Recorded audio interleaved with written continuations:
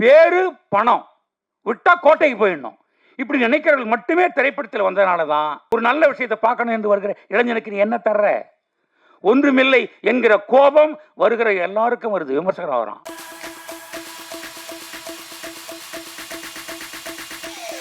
பத்திரிகையாளராய் வலம் வந்தவர் இயக்குனராய், தயாரிப்பாளராய், இலக்கியவாதியாய், டிவியில் விமர்சகராய் பவனி வரும் திரு ராசி அழகப்பன் அவர்களை பேச அழைக்கிறோம்.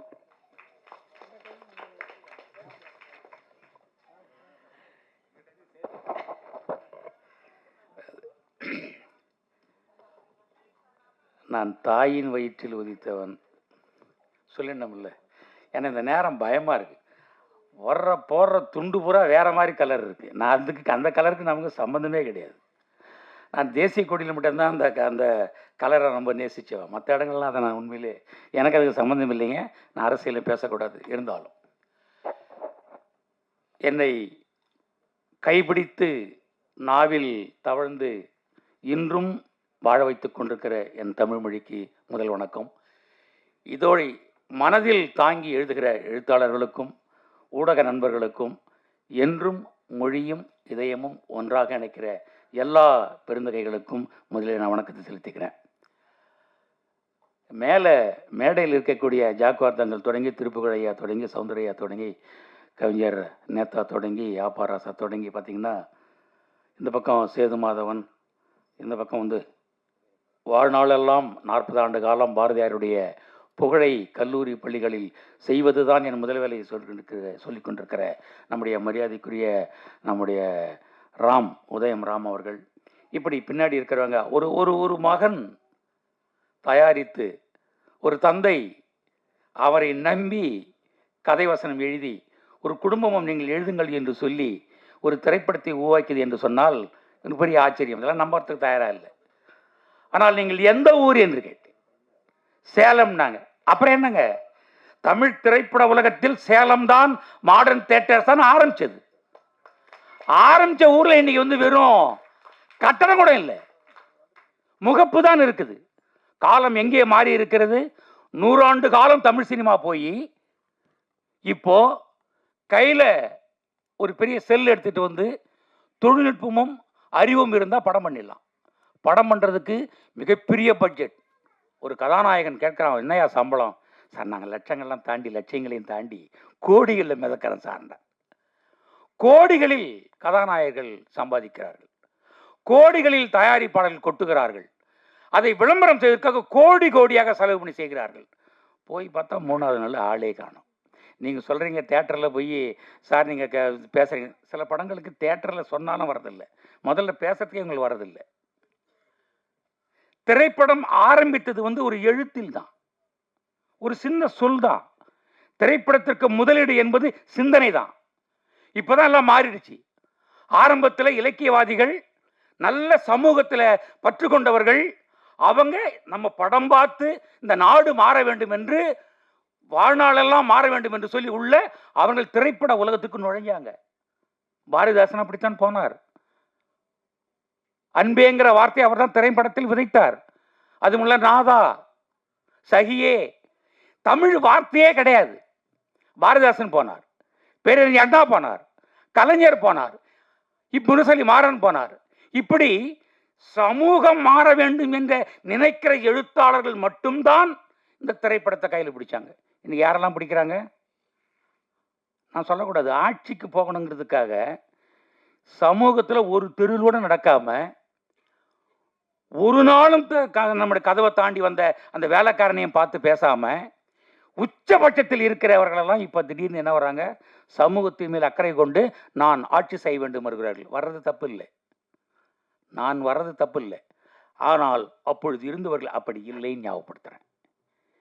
நீ யாருக்காக பயன்பட போகிறாயோ அவனிடம் சேராமல், அவனிடம் பேசாமல், அவன் பார்ப்பதற்கு பெரிய ஆட்களை எல்லாம் திரட்டி கொண்டு தாண்டி வந்து பார்க்க வேண்டிய அவசியம் இல்லை.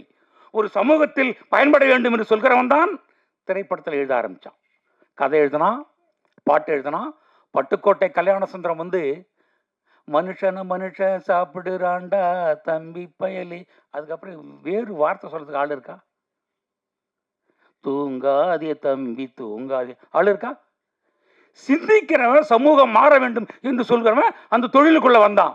இன்னைக்கு பேரு பணம் விட்டா கோட்டைக்கு போயிடணும் இப்படி நினைக்கிறவர்கள் மட்டுமே திரைப்படத்தில் வந்ததுனால தான் இந்த சமூகம் வீணா போச்சு. அதனால தான் திரைப்படத்தை எல்லோரும் விமர்சிக்கிறார்கள்.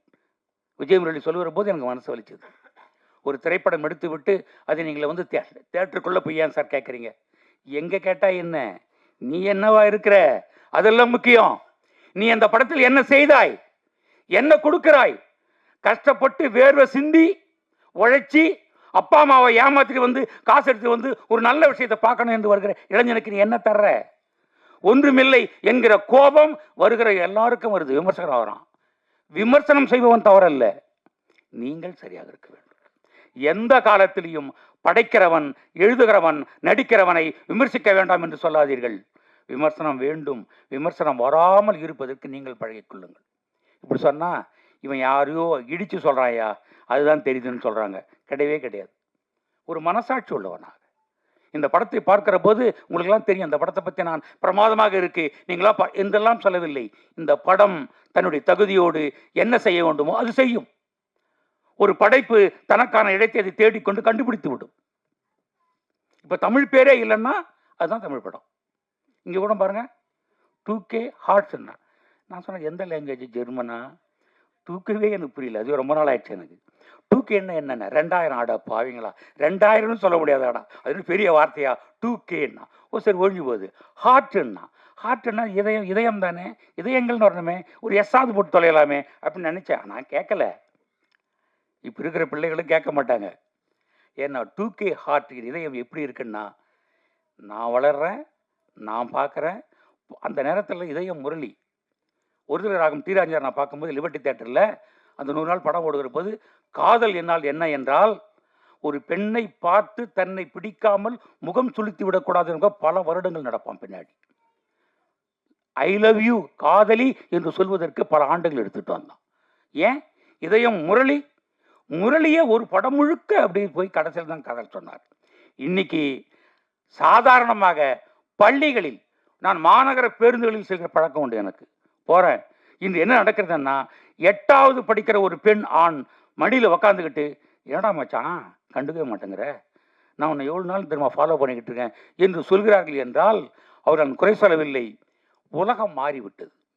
நினைத்ததை நினைத்தபடி சொல்ல வேண்டிய அவசியம் இருக்கிறது, யாரும் தடை சொல்ல வேண்டிய அவசியம் என்பதை புரிந்து கொண்டவர் தான் இந்த சந்தோஷ்குமார். சந்தோஷ்குமார் உங்கள் மனசு எனக்கு இல்லை. ஏன்னா எனக்கு பேத்தி இருக்கா, நியூயார்க்கில் 2 பொண்ணு படிச்சுக்கிட்டு இருக்காங்க. என் பையன் வந்து நியூயார்க்கில் ஒரு மென்பொருள் தொழில்நுட்ப வல்லுநராக பணியாற்றி கொண்டிருக்கிறான். ஆனால் உங்கள் இதயம் எனக்கு புரியும். நான் யாருக்காக எடுக்கிறேன்ங்கிற தெளிவு இருக்கிறது. நான்லாம் பூமர், பழைய ஆள். என்ன ஒரு ஆளுங்கள்லாம் பேசவே சொல்லக்கூடாது, நகர்ந்து நில்லுன்னு சொல்லணும். இதை பார்க்கிறவனுக்கு வேண்டிய கருத்தை இந்த இளைஞர்கள் என்ன நினைக்கிறார்கள், நாங்கள் என்ன நினைக்கிறோம், அதன்படி வாழ்கிறோம் என்கிற ஒரு இடம் இருக்கு பாருங்க, துடிக்கிற இடம் இருக்கு பாருங்க. பார்த்தா ஐ லவ்னு சொல்லு, நல்லா இருக்குன்னு நல்லா இல்லைன்னு சொல்லு. ஒரு பொண்ணு கல்லூரிக்கு போகிற போது இன்னொரு பொண்ணுகிட்ட வந்து வருத்தப்பட்டா, என்னடி என் பையன் என்ன அப்பா அம்மா வளர்த்துருக்காங்க இவனை அப்படின்னு. நான் கொஞ்சம் நின்னேன், எதுக்காக இப்படி சொல்கிறேன் அப்படின்னு பார்த்தா, இப்படி என்னடி நானும் 4 நாளாக மாற்றி ட்ரெஸ் பண்ணிட்டு வரேன், எனக்கு நிறைய பேர் கீழே நிற்கிறான், இந்த பையன் கண்டுக்கவே மாட்டேங்கிறான். ஒரு அப்பா அம்மா நல்லா வளர்த்துருந்தாங்கன்னா ஒரு அழகான பெண்ணை நின்று பார்த்து விட்டு சென்று இருக்கலாம், இவெல்லாம் பையனடான்னா. அவன் காதலிக்கு சொல்லி வற்புறுத்தலை, அழகை ரசிப்பதற்கு உரிமை ஆடவனுக்கு இருக்கிறது என்று புரிந்து கொள்கிற காலம். நான் உன்னை லவ் பண்ணி வாடான்னு கூப்பிடல, நேசிக்க கற்றுக்க, பார்த்தா பாராட்டு பத்துக்க, பிடிக்குதுன்னு சொல்லு. இப்போ அது கூட மேலே போச்சு, 2 பேரும் வாழ்ந்துட்டு அப்புறம் பிரிஞ்சிடலான்றாங்க. உலகத்திலேயே எனக்கு தெரியவே இல்லைங்க. நான் அந்த ராமன் செய்தி சொல்கிறக்கெல்லாம் முடிஞ்சு போச்சு. சந்தோஷ்குமார் தான் சினிமா கரெக்டு. அவர் சொல்கிறாரு, சேது மாதம் சொல்ல எழுத பாருங்க, இந்த காம்படிட்டிவ் எக்ஸாமுக்கு தான் வந்து ஏஜ் லிமிட் இருக்கு, காம்ப்ளிகேஷனுக்கு இந்த காதலுக்கு ஏஜே இல்லைன்றாரு. இந்த காதல் வந்து காம்ப்ளிகேஷனே கிடையாது. ராமன் வந்து நடந்து வரான் ரோட்ல, மேலே இருந்து மாடியில் சீதை இருக்கா, 2 பேரும் பார்த்தாங்க, டச்சிங் பார்வை பார்த்தது 2 பேரும் காதல் செஞ்சாங்க. ராமாயணத்திலேயே காதல் தாங்க முதலிடம். அதைத்தான் 2K கிட்ஸுங்க பண்றாங்க என்று சந்தோஷ்குமார் சொல்றாரு. அதனாலேயே இந்த படம் சரியான குறியீடோடு, சரியான அந்த பார்க்க வேண்டிய மனிதர்களுடைய நுட்பமான அந்த கருத்தியல் உணர்வோடு இந்த படம் வந்திருக்கிறது. இந்த படம் எப்படி எடுத்திருக்காங்க அப்படின்னா நாங்கள் சொல்லக்கூடாது. படம் பார்க்குற இளைஞர்களுக்கு தெரியும். அவன் கருப்பாக இருந்தால் தேடி வந்து ராணின்றான். நாம் சகப்பாக இருந்தால் தான் கதாநாயகம்போம். அந்த பையன் கோக்கமாக்கா இருந்தால் ஐ லவ் யூன்றான். ஒரு அழகான பெண் ரதம் மாதிரி இருக்கா, 35 கிலோ தங்கம். அந்த பொண்ணு பார்த்தா இந்த பக்கம் முடி விட்டுருக்கான், பாதி விட்டுருக்கான், சைடில் ரயில் விட்டுருக்கான், ஏரோப்ளேன் விட்டுருக்கான். அவனும் எவன்டா பாப்பான்னு சொல்லிட்டு இருக்காங்க. அவனை பார்த்து என்ன மச்சான் நீ வரவே மாட்டாங்கிற, நம்ம எப்போ கல்யாணம் பண்ணலான்னு சொல்கிறான். நமக்கு புரிய மாட்டேங்குது. டேய் காதலுக்கு என்னடா பிரச்சனை, கண்ணு இல்லை காது இல்லை கொஞ்சம் அறிவு கூட இல்லையா நம்ம கேட்டுக்கிட்டு இருக்கோம். அவங்க சொல்கிறாங்க இவங்கள பூமர். காதல் என்பது மனத்தில் உள்ளது, அன்பு தான் முக்கியம். ஒரு பெண் ஏன் ஆடனோடு விழுகிறான்னு சொன்னால் கேரிங் ரொம்ப முக்கியம். சொட்டை இருந்தால் பரவாயில்ல, அவன் குணத்தில் மட்டமாக இருக்கக்கூடாது, அதான் ரொம்ப முக்கியம். ஒரு பெண் 15 மணி நேரம் ஒரு ஆடனோடு பேசினா கூட சந்தேகப்படக்கூடாது, அவன் தான் காதலன். அவன் 2K கிட்ஸ் நினைக்கிறான். யார் வாட்ஸ்அப்பில் எத்தனை பேர் வந்து மெசேஜ் போட்டாலும் சரி, எனக்கு அவன் 10 மணி நேரம் லேட்டாக போட்டாலும் சரி, என்னவன் என்று அவள் புரிந்து கொள்கிறாள். இன்றைக்கெல்லாம் வந்து ஸ்டேஜ் போட வேண்டிய அவசியம் இல்லை.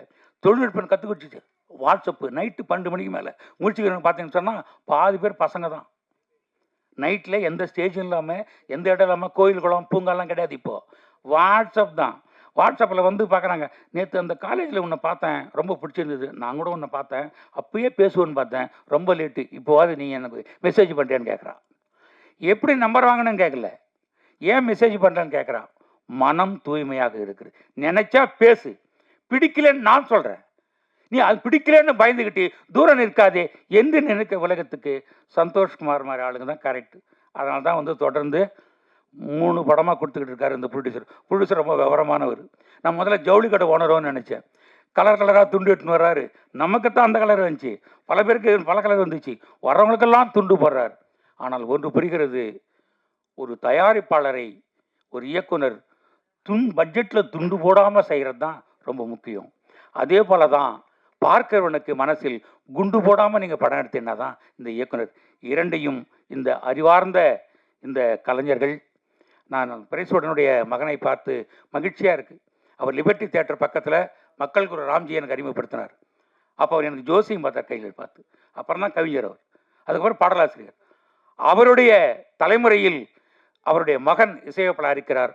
உங்களுக்கு 100கணக்கான படங்கள் வந்து குவியும், காலம் காத்திருக்கும். உங்களால் என்ன முடியுமோ அதில் சிறப்பாக செய்திருக்கிறீர்கள். அது காலத்திற்கு நீங்கள் எடுத்துக்காட்டாக இருக்கும். ஏன்னா உங்கள் அப்பாலாம் அவ்வளோ தமிழுக்கு அர்ப்பணம் செய்தவர்கள். ஒரு அர்ப்பணிக்கிற மனமும் உண்மையாக நேசிக்கிற குணமும் இருப்பவர்கள் என்றும் கலையுலகத்தில் வாழ்வார்கள், நீடித்து நிற்பார்கள் என்று சொல்லி இந்த திரைப்படத்தினுடைய அனைத்து குழுவினருக்கும், பல பேர் சொல்ல முடியல, முதல்ல நானே யாருன்னு கேட்பாங்க, அதனால் அது ஒன்றும் பெரிய பிரச்சனை இல்லை.